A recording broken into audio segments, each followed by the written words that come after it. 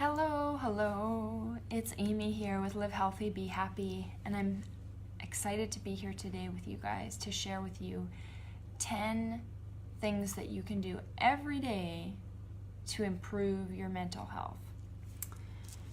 So these are different things you can do every day. Start with small steps and build up resilience and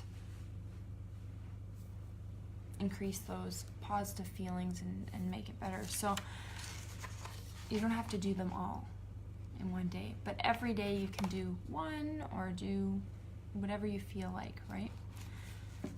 So let me know if you're watching the replay, if you do any of these things, or if you feel like you want to try one of them.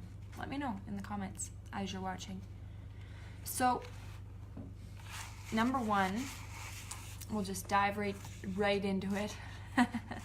Number one is to tell yourself something positive. So the way we talk to ourselves is very, very important with our mental health. So you can think of the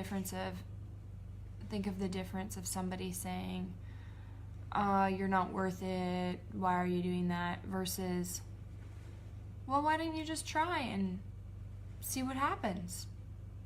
Can't hurt anything, right? So that's a more positive statement. It doesn't have to be super positive, like do it and you're gonna be perfect at it, right? It doesn't have to be super extreme. It can be something as simple as just shifting to a lighter, more positive feeling. A quote that I love and I use all the time from Louise Hay. Not Louise Hay, it's from Abraham Hicks. Reach for the better feeling thought, right? I just love that. I love that quote because it makes so much sense. When you're feeling bummed out and you're not really thinking of a good thing to say, reach for the better feeling thought. There's always a little bit better that we can be thinking about something, right? So telling yourself something positive is very good, and it's very good to have that positive self-talk if we can. Even just shift it a little bit, right? Number two is writing down something you're grateful for. Writing it down just imprints it so much better. It's been proven that writing is just so much more powerful than even just typing something out or like making a note on your phone or whatever. So if you can get a journal, I know I've shown this to you guys before, but you may not have seen it. I've got a journal and I like it has a little owl on it. And I've been in a practice for the last few months. When was the first date I put in here? March. Yeah, so for quite a few, March 2018.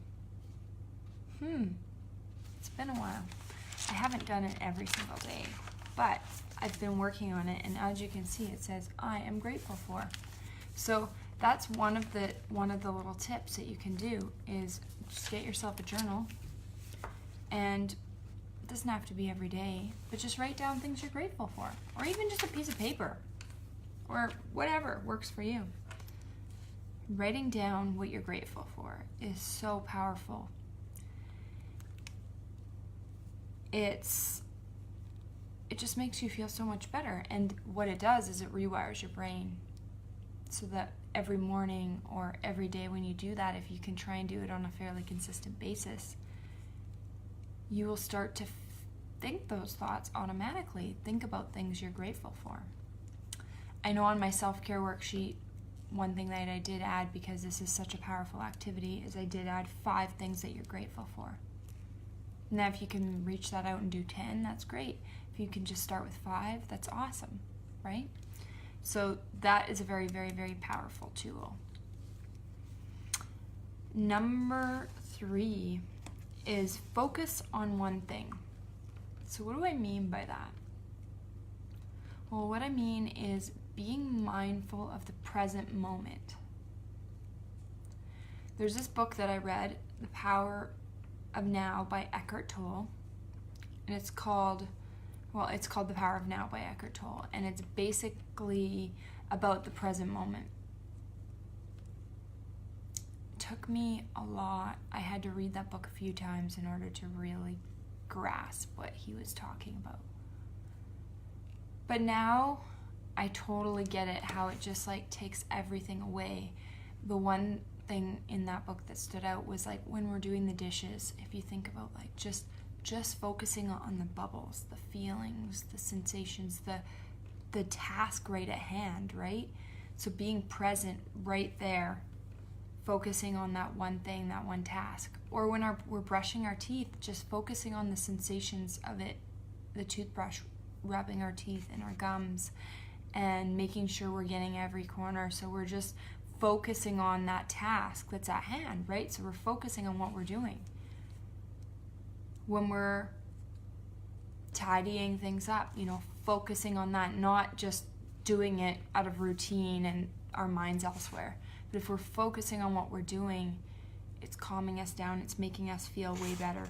So the physical sensations, the sounds, the smells, the tastes, when we're eating our food, tasting it, chewing it, taking a few extra times to chew it and taste what the food really tastes like, right? I know this takes practice and it's not easy, but as I go through these steps, you can take one or two of them or whatever feels best to you. I strongly believe we all have our own intuition that's going to tell us what we should be starting with. So if there's something that stands out with you, you can start with that. And if you're joining me live, feel free to say hi and let me know you're on. So number 4 is moving your body, right? So exercise, movement is so important. And that is a big one. We all know it's important. So Anastasia, glad I checked in. Need to hear this right now. Definitely in a time of transition. Awesome. I'm glad to hear that, Anastasia, and I'm glad you hopped in. I'd love to hear your feedback. So we're going through the 10 things. We're at number 4 right now. So moving your body, we always hear about how it boosts that dopamine and makes us feel good. And I'm sure you can think of a time when you went out and you got some exercise and you felt so good afterwards, right? But sometimes it's challenging for us to actually make that step to do it. But if you think about how good it's going to make you feel and just go and do it, it's going to make you feel better. So even something as simple as like, if you take the stairs versus taking the elevator, as simple as like sometimes I live in a house with stairs, so sometimes I'll take a few extra trips up and down the stairs purposely just to get that blood flowing.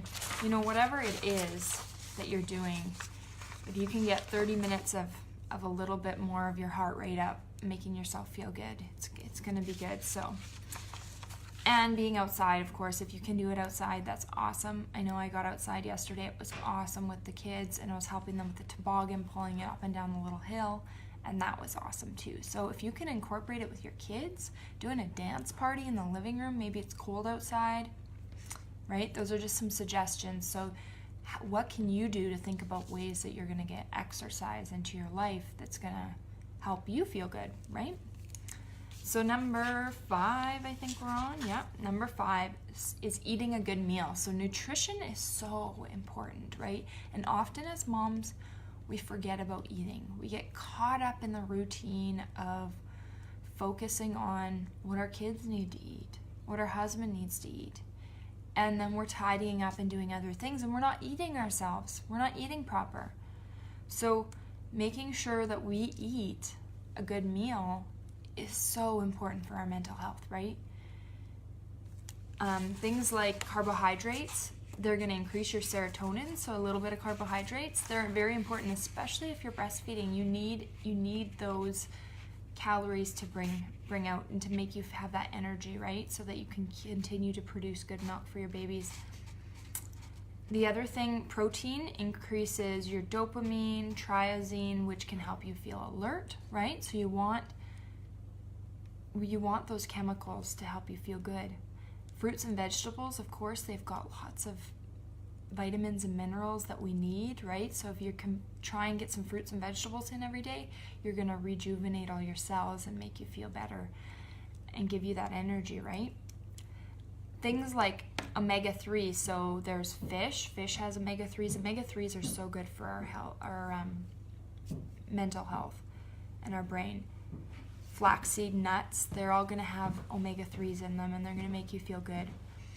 Or even just omega-3 supplement. If you find that you're not getting a lot of those foods in, they're going to help your brain with its cognitive function. So making sure you're getting good food is huge.